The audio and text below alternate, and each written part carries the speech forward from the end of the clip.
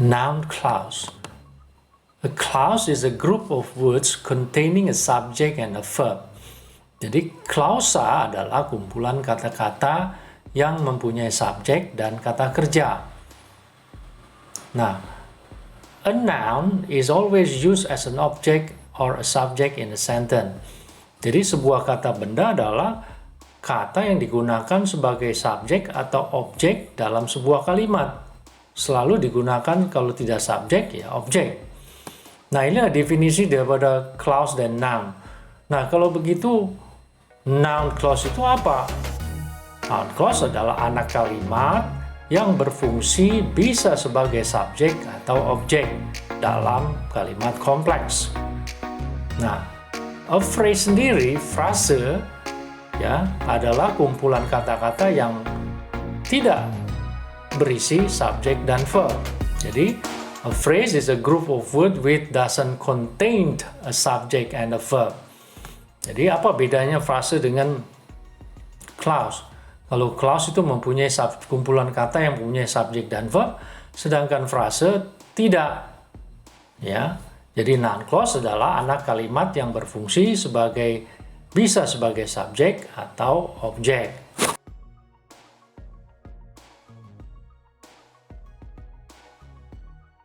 Nah, kita lihat contoh noun clause yang berfungsi sebagai objek. I know her address. Nah, saya tahu alamatnya. Nah, di sini I sebagai subjek, know sebagai verb. Her address adalah frase. Ini bukan clause. Karena tidak ada subjek dan verbnya. Ya, bukan kalimat kompleks. Nah, kalimat kedua, I know where she lives. Saya tahu di mana dia tinggal. I sebagai subjek, know sebagai kata kerja, verbnya. Where she lives ini adalah anak kalimatnya sebagai noun clause, sebagai objeknya. Kenapa dikatakan noun clause? Karena ada she-nya sebagai subjek dan live-nya sebagai verb, kata kerja. Sebelum itu diikuti oleh conjunction where, ya, kata sambung where. Nah, ciri-cirinya begitu. Jadi, I know where she live. Ini saya tahu di mana dia tinggal. Yang menjadi noun clause adalah where she live. Jadi, kalimat atau anak kalimat yang berfungsi sebagai objek.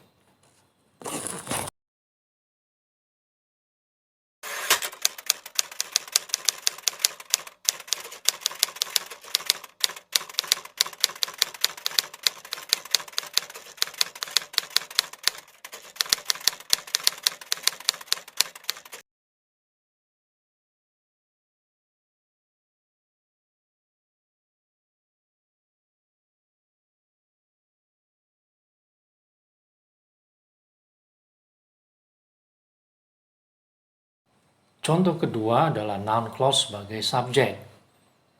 Juan's effort made me surprised. Di sini artinya usaha Juan membuat saya surprise, terkejut. Nah, di sini bukan clause karena Juan's effort sebagai subjek, made sebagai verb, me sebagai objek. Di sini adalah frase, phrase. Ini bukan clausa, bukan noun clause. Nah, kalimat kedua, what Juan did made me surprised. Apa yang Juan lakukan membuat saya terkejut. Nah, ini baru clause karena ada conjunction what, Juan sebagai subjek, dan did-nya sebagai verb. Nah, ini semuanya adalah subjek nanti buat kalimat kompleks. Made adalah verbnya. Me adalah sebagai objeknya. Maka ini dinamakan kalimat kompleks.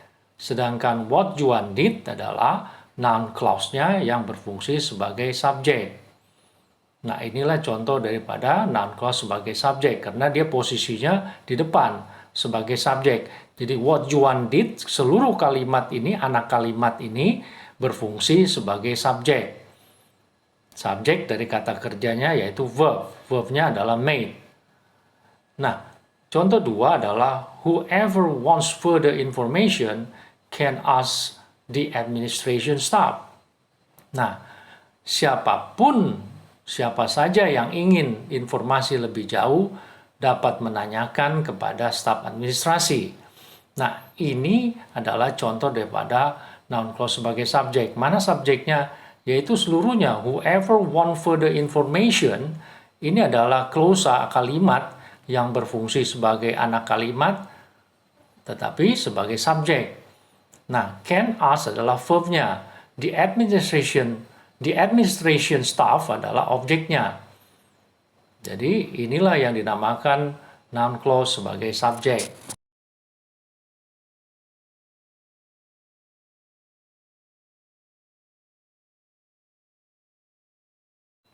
Yang ketiga adalah noun clause sebagai object of preposition.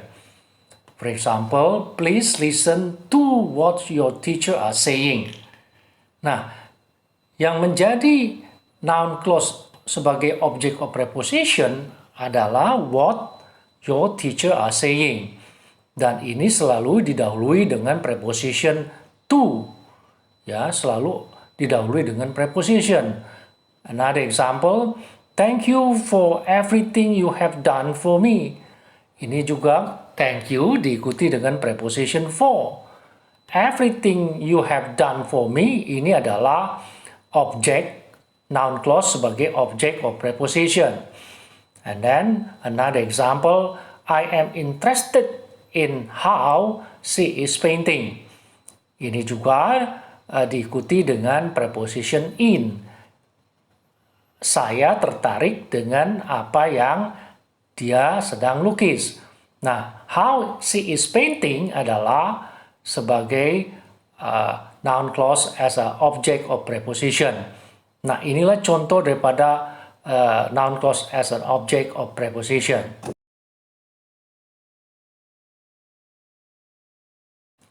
The last, number 4, noun clause as a complement. Jadi, noun clause yang berfungsi sebagai pelengkap.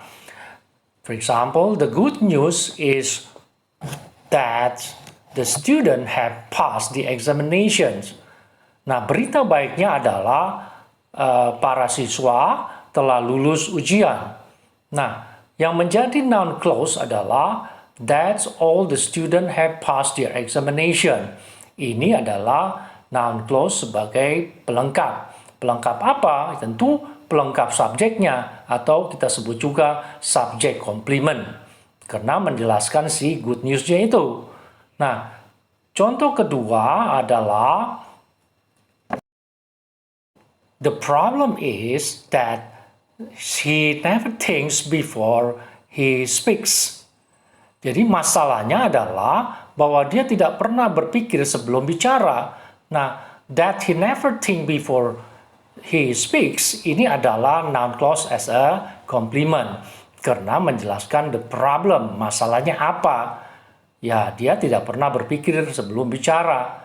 Itulah noun clause as a pelengkap atau complement. The last example, the question is when you will get married. When you will get married, it is as a noun clause as a complement. Nah, when you will get married ini adalah sebagai noun clause sebagai pelengkap yang menjelaskan pertanyaan tersebut. The question is when you will get married. Nah, inilah contoh daripada noun clause as a complement. I hope after watching this video you can understand how to use the noun clause. Thank you for watching.